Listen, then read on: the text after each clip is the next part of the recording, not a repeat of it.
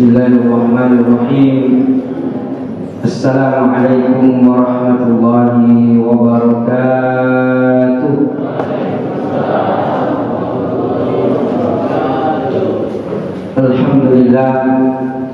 Alhamdulillahirabbil alamin bi ni'matihi tatimmus shalihat. Asyhadu an la ilaha illallah wahdahu la syarika lah wa asyhadu anna sayyidana Muhammadan 'abduhu wa rasuluh. Allahumma shalli wa sallim ala sayyidina Muhammadin wa ala alihi wa ashabihi wa man tabi'ahum bi ihsan ila yaumiddin. Qala ta'ala fi kitabihil karim, a'udzu billahi minasy syaithanir rajim. Ya ayyuhalladzina amanu taqullaha haqqa tuqatih wa la tamutunna illa wa antum muslimun. Wa qala Nabi sallallahu alaihi wasallam, inna habbal biladi 'indallahi masajiduha. Shadaqallahul azim wa sadaqa rasuluhu an-nabiyul karim wa nahnu ala dzalika minasy syahidin. Bapak Ibu hadirin dan hadirat jamaah salat maghrib yang dimuliakan Allah Subhanahu wa taala, terkhusus pada pengurus Masjid Al-Mukminin dan para tokoh masyarakat, para alim ulama dan kita semua, insyaallah mudah-mudahan setiap langkah kita menuju tempat ini sebagai amal pahala, sebagai tabungan bagi kita di akhirat kelak.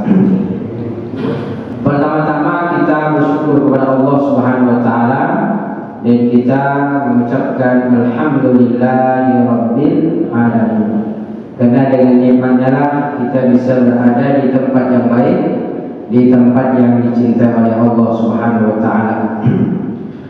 Di mana Nabi sallallahu alaihi wasallam mengatakan bahwa di antara tempat yang dicintai oleh Allah di atas muka bumi yaitu adalah masjid-masjidnya. Mudah-mudahan keberadaan kita di tempat ini sebagai pertanda cinta Allah kepada kita semuanya. Salawat serta salam kita sampaikan kepada baginda Rasulullah sallallahu alaihi wasallam dan kita mengucapkan Allahumma shalli ala sayyidina Muhammad wa ala ali sayyidina Muhammad. Assalamu alayka ya Rasulullah, assalamu alayka ya Habiballah. Mudah-mudahan dengan kita banyak berselawat kepada beliau, insyaallah kita dianugerahkan masuk surga bersama dengannya insyaallah dan mendapatkan syafaat dari beliau, dan mudah-mudahan kita termasuk di antara yang istiqomah mengikuti sunnahnya sampai akhir hayat kita. Amin ya rabbal alamin.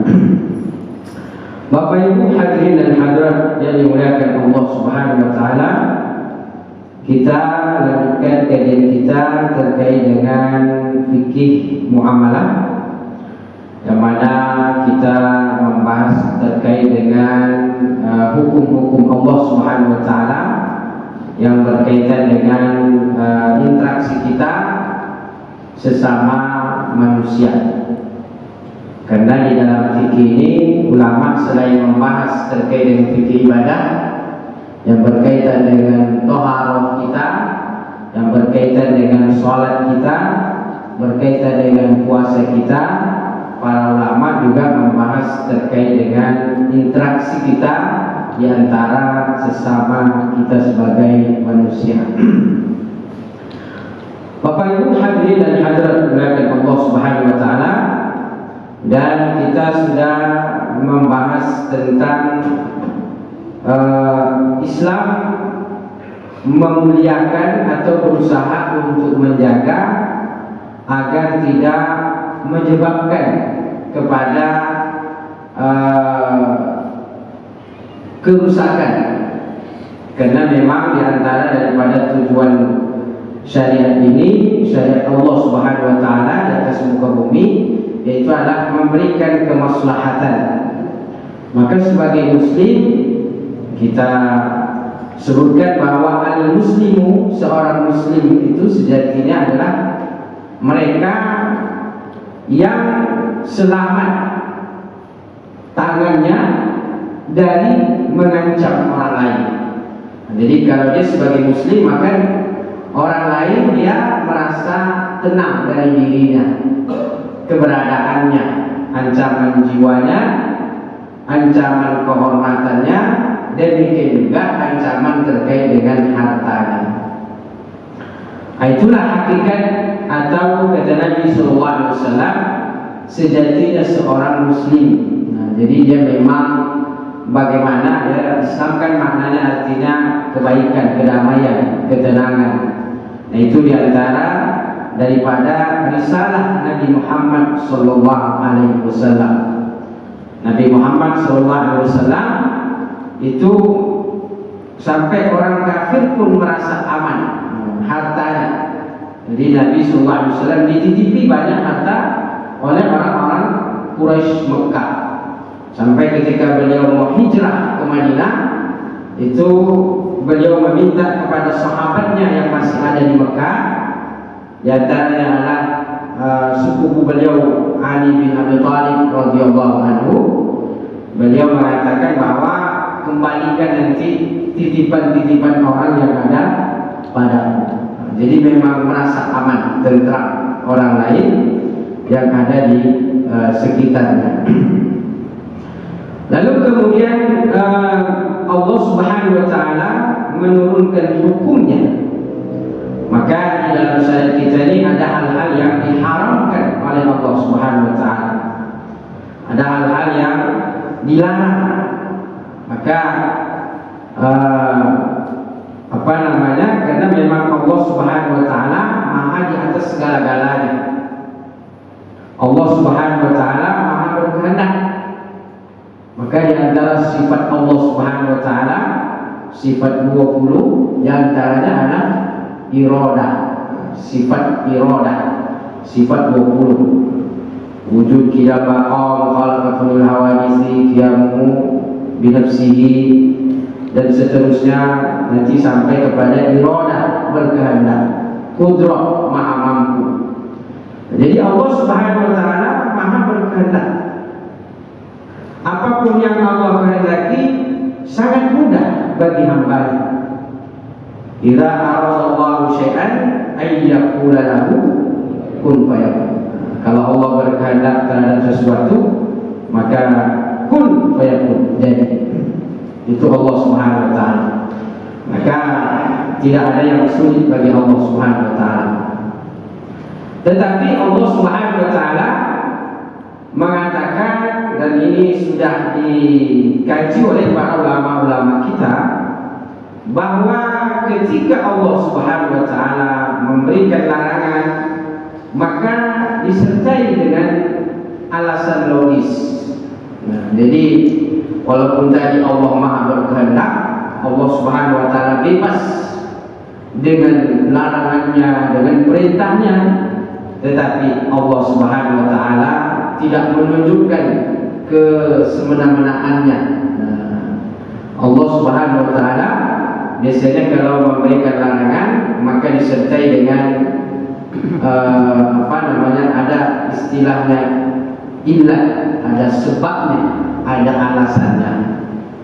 Nah, untuk apa? Ya, di antaranya menguatkan kepada kita sebagai motivasi untuk meninggalkan. Jadi maksudnya itu bisa dilogika. Makanya ketika ulama mengkaji daripada hukum-hukum syariat ini, lalu kemudian mengambil kesimpulan bahwa perintah atau hukum hukum Allah Subhanahu wa taala, baik yang berupa perintah maupun yang berupa larangan, maka mengandung maslahat. Tujuannya adalah untuk kemaslahatan. Kalau perintah itu tujuannya adalah untuk kemaslahatan. Maka segala perintah Allah Subhanahu wa taala yang kita lakukan, insya Allah adalah maslahatnya untuk kita, bukan untuk Allah Subhanahu wa taala. Karena Allah tidak butuh dengan ketaatan kita. Allah ada, kita tak ada.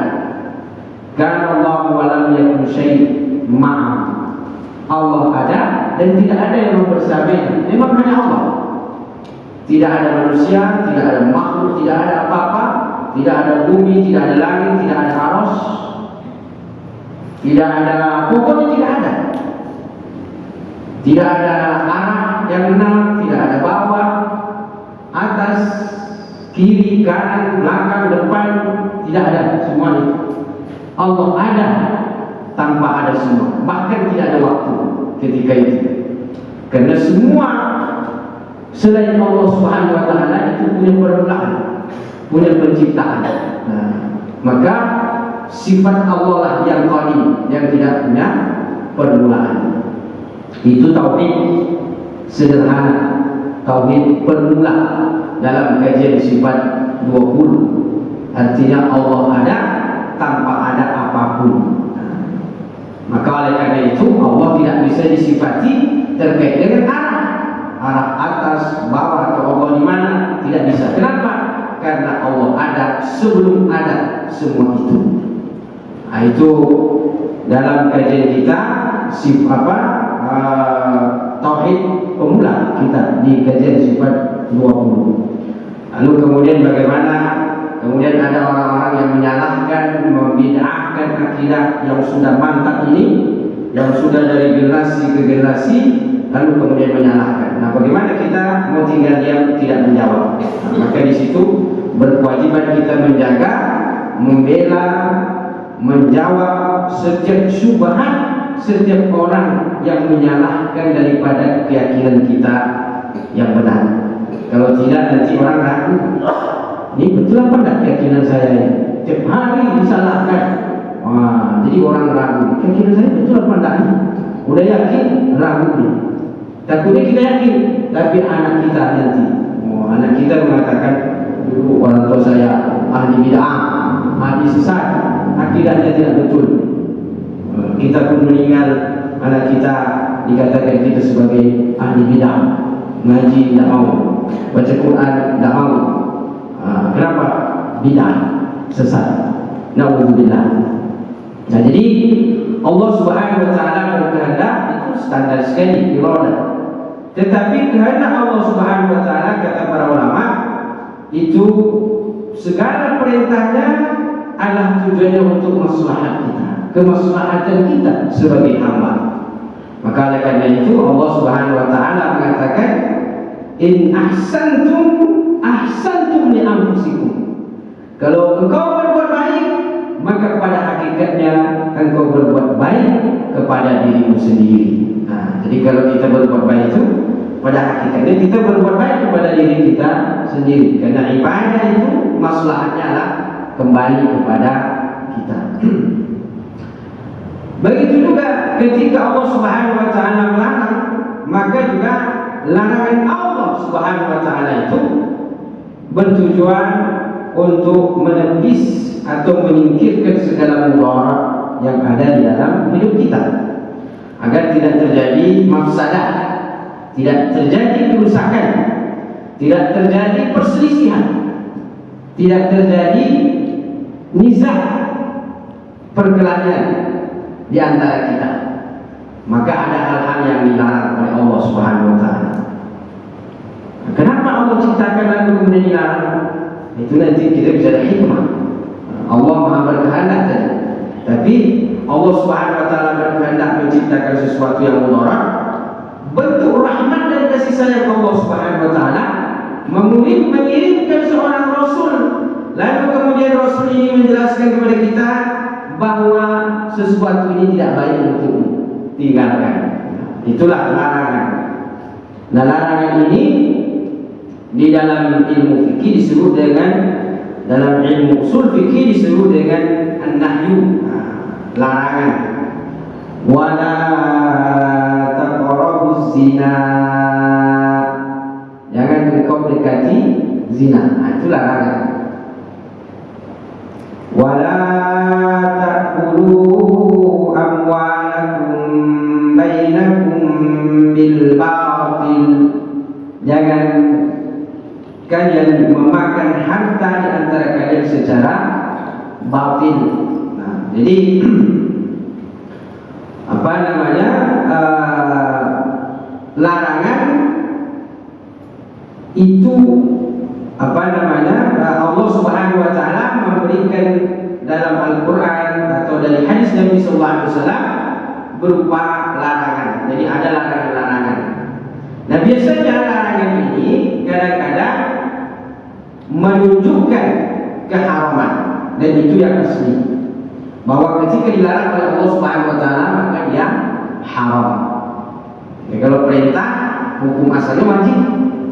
Jadi kalau ada perintah itu hukum asalnya adalah wajib. Perintah, kita diperintahkan untuk sholat, waqimus sholata wa atuz zakat. Dirikan sholat dan tunaikan zakat. Maka di situ wajib. Kenapa? Karena perintah. Al-amru ya, jadi al-wujub. Perintah itu menghendaki wajib, hukum asalnya. Walaupun kadang-kadang kadang-kadang perintah ini juga menghendaki sunnah, tidak wajib. Kadang-kadang dia turun. Kenapa turun? Karena ada tanda-tandanya. Dalam bahasa fikihnya disebut dengan qarinah, indikator. Seperti misalnya dalam ayat hutang-hutang, ayat terpanjang di dalam Al-Quran. Ya ayyuhalladzina amanu idza tadayantum bidainin ila ajalin musamma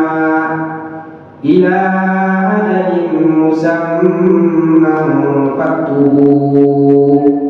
Wahai orang-orang beriman, kalau kalian melakukan akad hutang piutang, idza tadayantum bidainin ila ajalin musamma, sampai waktu tertentu, kata Allah Subhanahu wa taala memerintahkan faktubu, tulislah, fi'il amr. Jadi ada kata perintah faktubu, maka tulislah. Ini perintah. Tetapi mayoritas ulama mengatakan bahwa perintah di sini tidak menghendaki wajib. Kenapa? Karena ada qarinahnya, ada indikatornya, ada penjelasnya, sehingga menurunkan dari wajib menjadi sunnah. Maka kalau kita hutang-hutang tidak wajib menulis, artinya kalau tidak ditulis tidak berdosa. Padahal perintah itu faktubu, kalau kalian tulis berhutang-hutang maka tulislah. Nah, jadi mestinya perintah menghendaki wajib. Wa aqimus sholata, perintah sholat, dirikan sholat, sholat wajib karena perintah. Kenapa bisa berbeda perintah yang satu dengan perintah yang satu? Ini kajiannya namanya ilmu usul fikih. Jadi bisa perintah dari wajib turun menjadi sunnah. Ini kajian ulama, para ulama yang mengkaji. Makanya ketika kita berinteraksi dengan Al-Quran, jangan kita merasa mampu memahami Al-Quran. Kenapa? Karena Al-Quran itu kadang perintahnya mengandung wajib, kadang Al-Quran itu perintahnya mengandung sunnah, kadang juga perintah Al-Quran itu mengandung makna boleh. Kulu min thayyibati ma razaqnakum, kulu washrabu wa la tusrifu, makan dan minumlah dan jangan berlebihan. Kulu, makan, perintah, tapi menghendaki boleh, boleh saja, makan boleh. Maka musibah besar terjadi ketika orang mengatakan bahwa kita hanya berpegang kepada Al-Quran dan Sunnah, mengabaikan ulama. Musibah besar. Kenapa? Karena kita tidak mampu berinteraksi dengan Al-Quran dan hadis secara langsung. Kadang-kadang perintah itu menghendaki wajib, kadang-kadang perintah itu menghendaki sunnah. Kadang-kadang juga tidak menghendaki zahirnya. Kadang-kadang perintah bukan zahirnya, ada dalam Al-Quran bukan letternya yang dikehendaki. Maka disinilah kemudian dengan rendah hati, dengan tawadu kita kembalikan pemahaman Al-Quran, kembalikan pemahaman hadis itu kepada para ulama yang sudah ada. Imam Syafi'i, Imam Maliki, Imam Hambali. Ini kembalikan kepada mereka yang memang mereka sudah diakui sebagai ahlinya di dalam masalah itu. Adapun kita yang belum mampu memahami Al-Quran, kita baca, pahalanya besar. Kata Nabi SAW, barang siapa yang membaca Al-Quran, maka setiap satu huruf dapat 10 pahala. Wala aqulu alif lam mim harfun, dan saya tidak mengatakan bahwa alif lam mim itu satu huruf, tapi alif satu huruf, lam satu huruf, mim satu huruf. Alif lam mim maknanya adalah 30 pahala. Maka kita membaca saja, itu pahalanya sudah luar biasa. Menghafalkan apalagi. Tapi kalau memang kemampuan kita sebatas membaca, kita tahu diri. Kemampuan kita sebatas menghafal, kita tahu diri. Jangan kita hanya mampu membaca, mampu menghafal, lalu kemudian kita berani mengambil hukum dari Al-Quran. Karena ini musibah terhadap umat. Ini bahayanya. Kalau kita lihat tadi, ada perintah menghendaki wajib, ada perintah menghendaki sunnah. Kenapa? Karena kata para ulama bahwa di dalam perintah menulis hutang piutang itu mayoritas ulama mengatakan kenapa tidak wajib? Karena ayat setelahnya mengatakan fa in amina ba'dukum ba'dha, kalau kalian saling percaya satu sama lain, yang memberi piutang dan yang menerima piutang dari saling percaya, maka kata Allah Subhanahu wa taala fa in amina ba'dukum ba'dha falyu'addi alladhi tumina amanata, maka tunaikan kepercayaan itu. Maka ayat setelahnya ini menurunkan derajat perintah di dalam faktu tulislah dari wajib menjadi sunnah, turun di atas. Begitulah para ulama yang mereka betul-betul memang mengkaji Al-Quran melalui ilmu-ilmu alatnya seperti ilmu usul fikih tadi. Bapak Ibu yang dimuliakan Allah Subhanahu wa taala, demikian juga dalam hadis Nabi sallallahu alaihi wasallam. Kadang-kadang ada larangan itu menghendaki makruh. Jadi larangan itu tidak mengharamkan.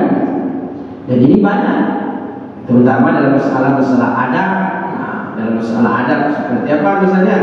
Makan berdiri, minum berdiri, kemudian kencing berdiri, kemudian apa banyak dalam masalah-masalah ini. Itu larangan-larangan itu tidak menghendaki haram. Jadi makan berdiri itu bukan haram, tapi makruh, artinya tidak baik, kurang baik dari segi adab. Tapi bukan berarti haram. Begitu juga dengan banyak larangan-larangan yang sifatnya adalah makruh. Padahal asal larangan itu ketika dilarang haram. Wala taqrabuz zina, jangan dekati zina, dilarang. Ini haram. Nah, tapi kadang-kadang juga makruh. Kalau sudah masuk sudah masuk satu Zulhijjah, kata Nabi sallallahu alaihi wasallam, maka jangan di antara kalian yang ingin berkurban jangan mencukur bulu-bulu yang ada di badannya. Jangan memotong kukunya. Itu kan larangan, dilarang. Tapi kata para ulama, mayoritas ulama mengatakan bahwa larangan di sini bukan menghendaki haram, tapi menghendaki makruh. Jadi kadang-kadang larangan ini menghendaki makruh, tapi hukum asal daripada larangan menghendaki wajib, menghendaki haram. Jadi Bapak Ibu yang dimuliakan Allah Subhanahu wa taala, bahwa hukum halal dan haram ini itu kata para ulama bersumber kepada Al-Quran dan hadis. Betul bahwa bersumber dari Al-Quran dan hadis Nabi sallallahu alaihi wasallam, tapi diistimbatkan atau digali oleh para ulama. Nah, jadi haram itu biasanya diambil dari larangan. Dilarang, ada ancamannya. Nah, para ulama usul fikih mengatakan bahwa bukan berarti ketika Nabi sallallahu alaihi wasallam meninggalkan sesuatu menunjukkan haram, bukan. Jadi kalau Nabi meninggalkan sesuatu, tidak mesti Nabi meninggalkan menunjukkan haram. Ini dalam kajian usul fikih juga. Nabi meninggalkan tidak mesti sesuatu menunjukkan haram. Karena Nabi meninggalkan sesuatu itu bisa jadi ada sebab. Nah, jadi yang menunjukkan haram itu ketika dilarang, ada larangannya. Dan larangan itu pun belum tentu. Larangan itu pun belum tentu menghendaki haram. Jadi tidak mesti ketika tidak dibuat Nabi haram, tidak. Jadi Nabi meninggalkan belum tentu haram. Ya betul, ada hal-hal yang ditinggalkan oleh Nabi haram, betul ada. Tetapi keharamannya tidak diambil karena Nabi meninggalkan, bukan. Karena ada hal-hal yang ditinggalkan oleh Nabi tidak menunjukkan haram.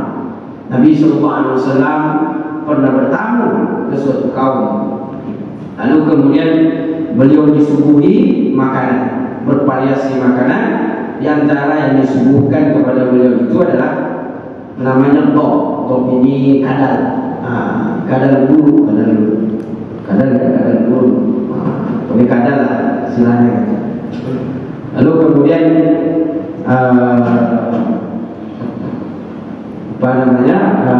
Nabi SAW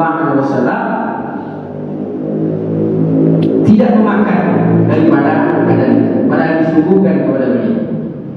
Nah, kemudian Nabi SAW ditanya oleh yang menjawab, kenapa kau tidak memakan ya Rasulullah? Apakah ini haram atau dilarang? Maka kata Nabi SAW, innahu laysa min adati qawmi, atau kama qala Nabi SAW, bahwa Nabi mengatakan itu bukan kebiasaan daripada kaum. Jadi beliau tidak makan itu bukan berarti haram, karena beliau tidak makan.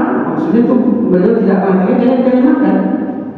Nabi tidak memakan. Ketika ditanya kenapa kau tidak makan ya Rasulullah, kata Nabi SAW, bukan kebiasaan kaumku. Maksudnya tidak familiar bagi saya, tidak biasa, mungkin payah gitu menelannya, tidak biasa, aneh gitu. Memang kalau aneh-aneh, kadang-kadang kita jangan sembarangan, takutnya muntah makannya, dicicipi dikit dulu kan. Nah, jadi Nabi SAW mengatakan bahwa innahu laysa min adati qaum, makan itu bukan kebiasaan kaum, tapi bukan berarti haram. Itu menunjukkan bahwa ketika Nabi meninggalkan, belum tentu perkara itu menjadi haram. Karena ada juga kawan-kawan kita, saudara-saudara kita sesama Muslim yang insya Allah mudah-mudahan kita sama-sama masuk surga,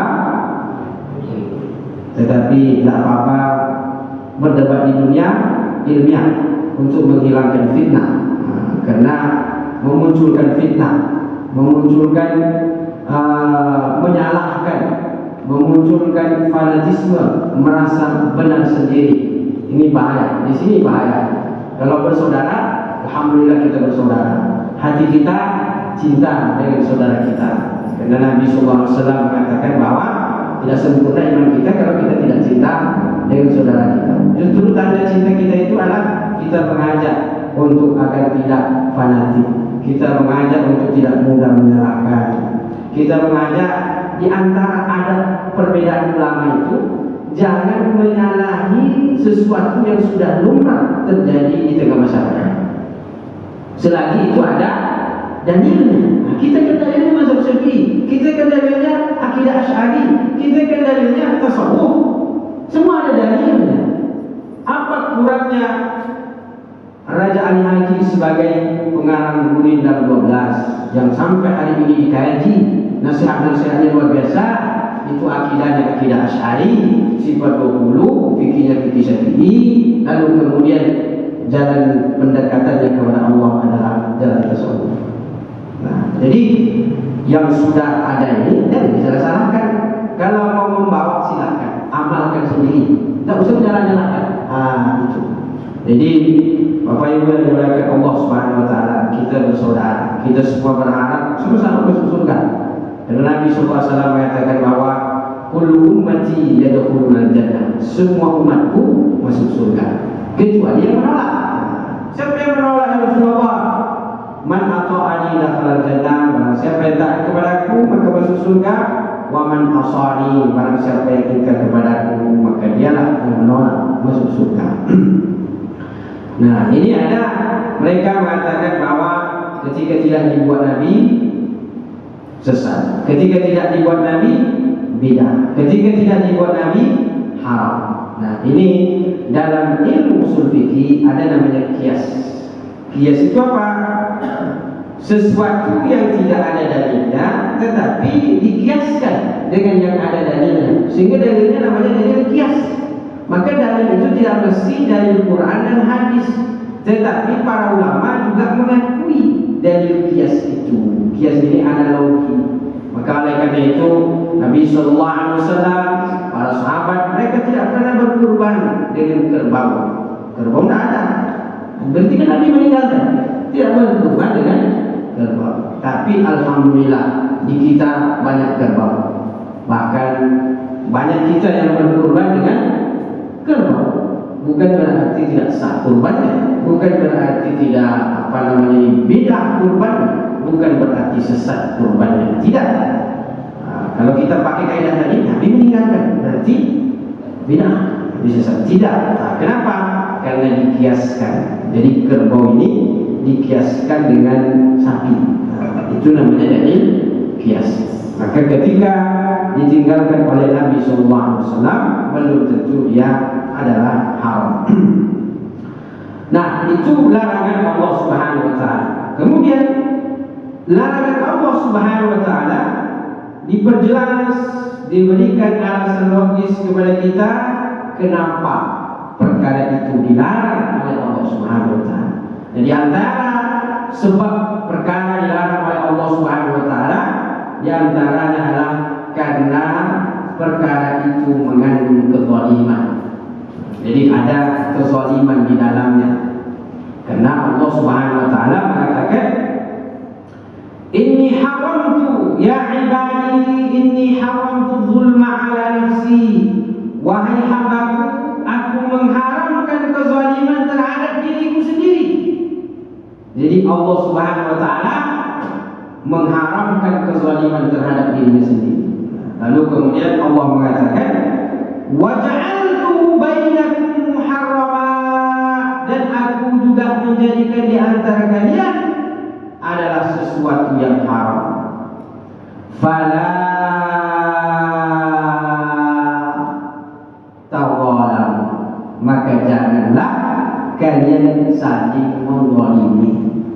Jadi karena sesuatu itu mengandung kezaliman, maka diharamkan oleh Allah Subhanahu wa taala. Karena Allah menginginkan kita ini hidup saling menghargai, saling berbuat kebaikan. Kalau zalim kan itu maknanya ada keburukan, ada mengambil hak orang lain, menzalimi. Maka Allah Subhanahu wa taala mengharamkan. Kenapa? Karena ada keburukan di dalamnya. Maka ketika ada kezaliman di dalamnya, Allah haramkan. As-sariqu was-sariqatu faqta'u aydiyahuma. Pencuri laki-laki maupun perempuan, ketika mereka mencuri, potong tangannya. Haram. Di sini diharamkan oleh Allah Subhanahu wa taala. Kenapa diharamkan oleh Allah? Apakah di situ ada larangan? Tidak ada larangan, tetapi ada ancaman. Potong tangannya. Maka ancaman itu juga bisa sebagai pertanda bahwa dilarang oleh Allah Subhanahu wa taala. Diharamkan oleh Allah Subhanahu wa taala. Kenapa mencuri diharamkan oleh Allah? Mengandung kezaliman, mengambil hak orang lain, mengambil harta orang lain, menyakiti orang lain. Maka kalau ada kezaliman diharamkan oleh Allah Subhanahu wa taala. Kenapa diharamkan? Kenapa mencuri diharamkan oleh Allah? Bukankah dia masuk sebagai kategori mencari nafkah? Mencuri cari nafkah juga. Cuma nafkah orang pula yang diambil lagi. Kenapa diharamkan oleh Allah Subhanahu wa taala? Karena menzalimi orang. Mencuri. Apalagi mencuri sendal di masjid. Tambah lagi orang pergi sholat baik-baik, habis itu pulang tak pakai sendal, kasihan. Itu menzalimi orang yang sedang beribadah. Tapi kadang-kadang di masjid ini ya kita harus ikhlas kalau sendal kita hilang. Jangan pula kita hilang sendalnya, hajat pula ngambil yang lebih bagus daripada sendal kita. Itu zalim di atas kezaliman. Jadi kita dizalimi, kita menzalimi pula lebih hebat. Jadi Allah Subhanahu wa taala tidak menyukai. Tapi ada pula ungkapan mengatakan, jangan terlalu sedih ketika sendal hilang di masjid, tapi sedihlah ketika sendal tidak pernah berada di masjid. Menghibur, penghibur lah begitu. Artinya ketika hilang, ya ikhlaskan. Kita niatkan sedekah, insya Allah berpahala. Tapi kalau ketahuan orangnya, ya kesal juga kan. Tapi ya kalau hilang mau diapain lagi? Ikhlas, insya Allah bernilai sedekah. Nah, di dalam riba misalnya, kenapa Allah Subhanahu Wa Taala larang haramkan riba? Karena di dalamnya juga mengandung kezaliman. Ada kezaliman di dalam. Bagaimana tidak menzalimi orang yang sudah berhutang, tidak mampu membayar? Bagaimana ditambah lagi? Orang sudah tidak mampu ditambah lagi. Orang sudah tidak mampu dihajar lagi, ditambah. Akhirnya stres, gantung diri, bunuh diri. Zalim, gimana tidak zalim? Maka oleh itu kita lihat bagaimana kasih sayang Allah di dalam Al-Quran mengajarkan kita kepada kasih sayang. Wa in kana usratin fanadhiratun ila maisarah. Kalau kau memberikan pinjaman hutang kepada orang, lalu kemudian jatuh temponya dan dia tidak mampu untuk membayar, maka kata Allah Subhanahu Wa Taala, fanadhiratun ila maisarah. Tunggulah sampai dia mampu. Berikan tenggang waktu, berikan kelapangan sampai dia mampu membayar. Itu Islam mendatangkan kasih sayang, rahmat yang luar biasa. Bahkan kata Allah Subhanahu Wa Taala, wa anta saddaqu khairul lakum in kuntum ta'lamun. Engkau bersedekah, engkau ikhlaskan kepadanya karena dia tidak mampu untuk membayar. Engkau ikhlaskan. Apalagi kalau hutang itu sekilo beras, 2 kilo beras. Berhutang 50.000 untuk beli beras, untuk membayar uang sekolah anaknya, maka mulia ketika engkau bersedekah untuknya, engkau bebaskan, itu lebih baik kata Allah Subhanahu Wa Taala. Kasih sayang, muamalah yang tidak mengandung kezaliman sama sekali. Allah Subhanahu Wa Taala bahkan memerintahkan kepada orang yang punya hak, orang yang memberikan piutang kepada orang yang memberikan pinjaman kepada orang, dia punya hak di situ. Tapi Allah Subhanahu Wa Taala mengatakan, mengalahlah engkau dari hak. Ini ajaran apa ini yang luar biasa? Mengalahlah engkau dari hakmu, turun engkau dari hak. Hari ini kita lihat kadang-kadang hak yang sudah terpenuhi malah dihajar lagi tambah pula dengan korupsi.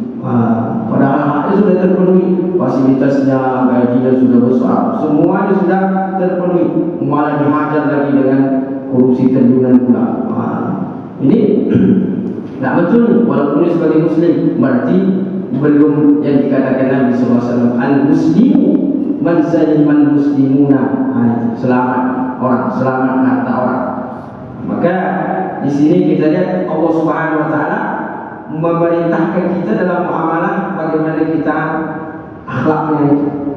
Dan Nabi SAW mengatakan, kalau engkau jadi penjual, jadilah penjual yang toleran.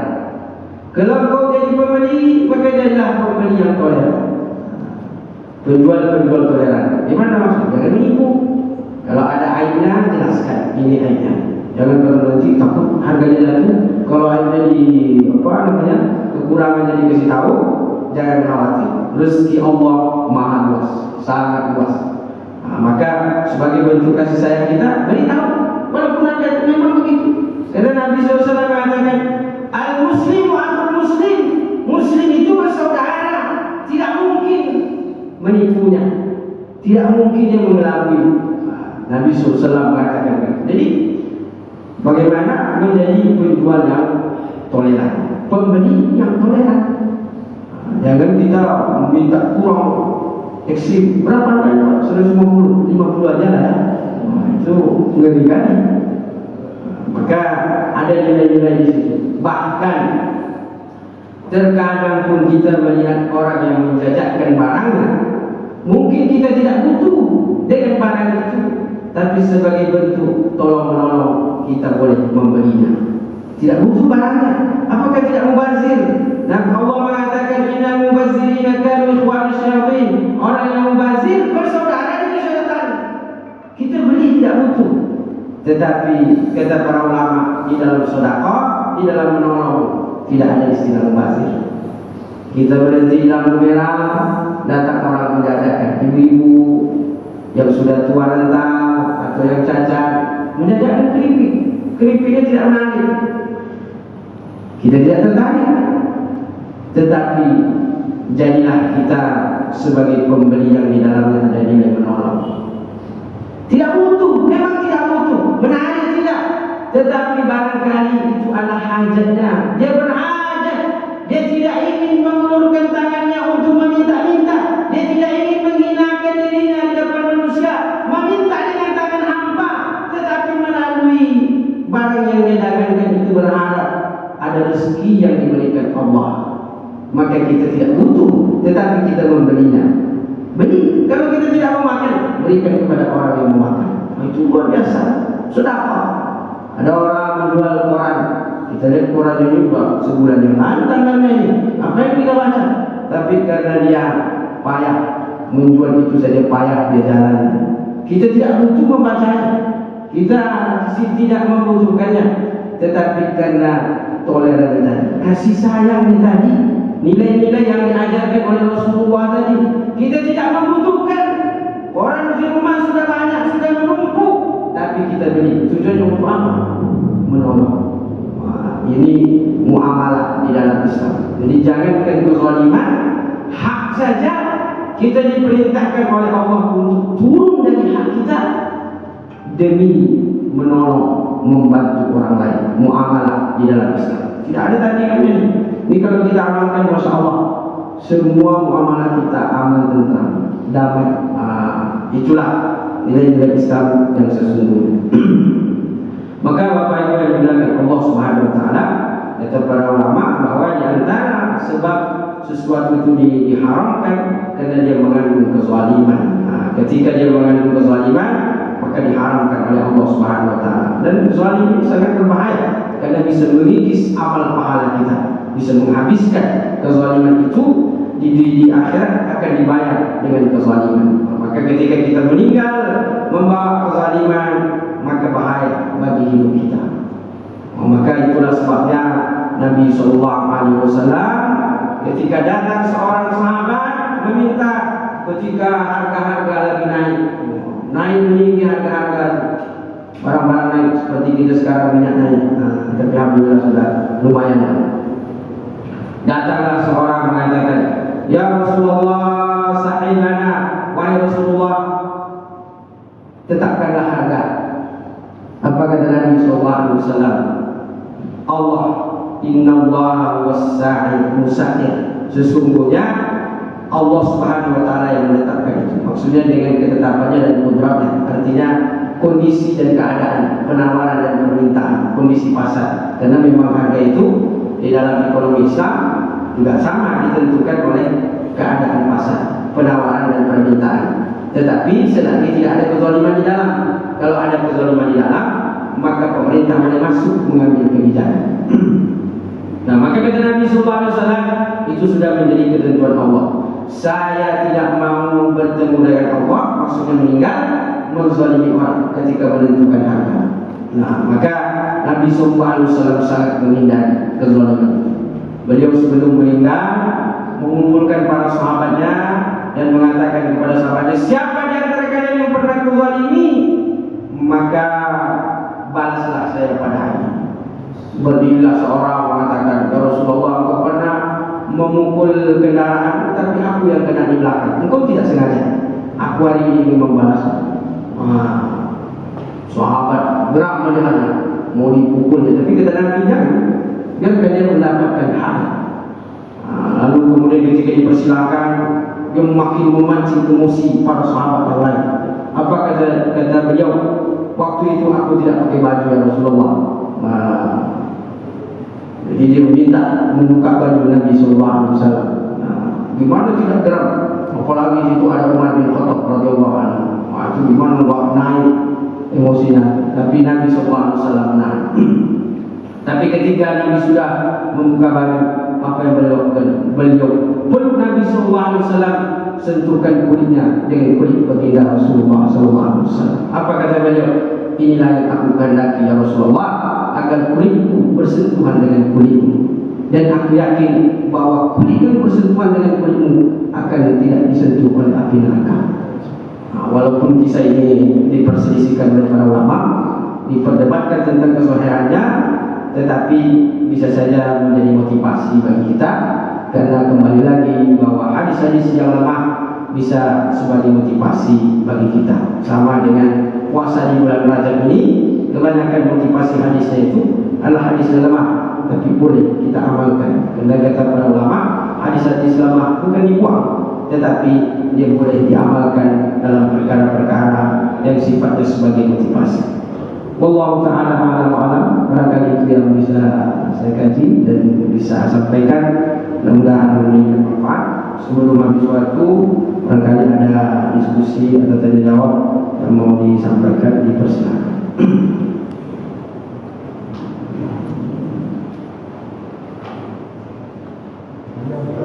Ya, silakan.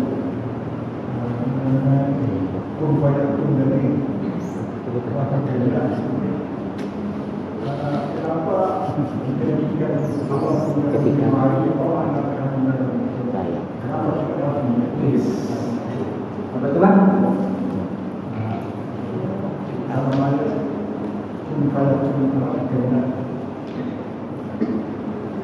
Jadilah langsung jadi atau melalui proses langsung hari ini melalui proses itu apa